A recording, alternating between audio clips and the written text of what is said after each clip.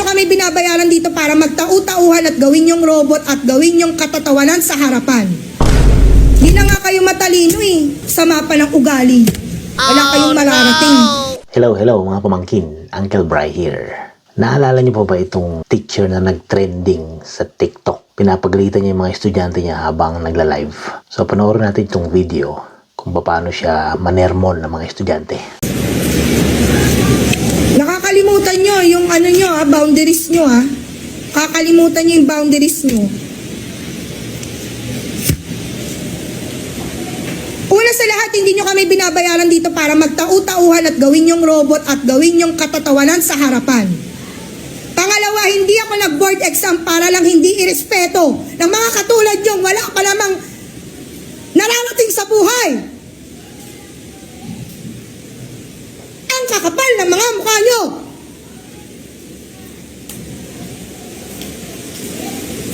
Hindi nyo nga kaya buhayin yung mga sarili nyo?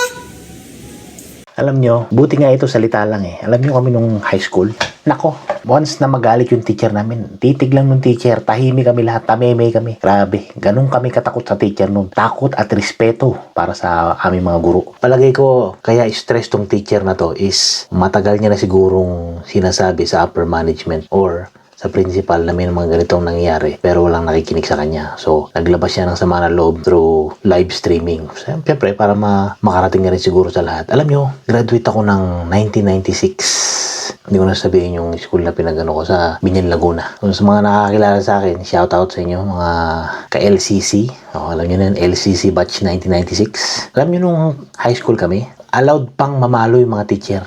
Hindi ko naman sinasabing legally allowed, no? Hindi sila madidemanda pag sinaktan nila yung estudyante. Huwag kayong magagalit ha. Mas pabor ako sa ganun. Kasi mas disiplinado mga estudyante pag nakakatikim ng konting palo.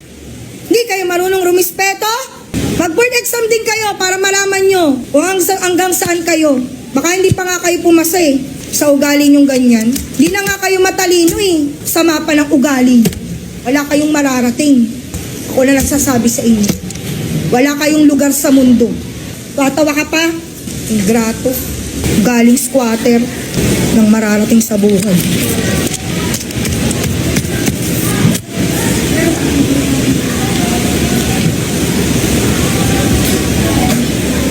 Pabor ako sa teacher na to. Pabor ako kasi pinapamukha niya sa mga estudyante na hindi siya basta-basta, na hindi siya worth it na bastusin. Dahil pinaghirapan niyang yung posisyon yan eh. Kumuha siya ng board exam, nag-aral siya, nagsunog siya ng kilay, ika nga. Ayun nga lang ang maling ginawa niya, nilive niya pa. So maraming nakapanood, nag-trending. So pati yung DepEd, binibigyan siya ng 3 days para magpaliwanag kung bakit niya nagawa to.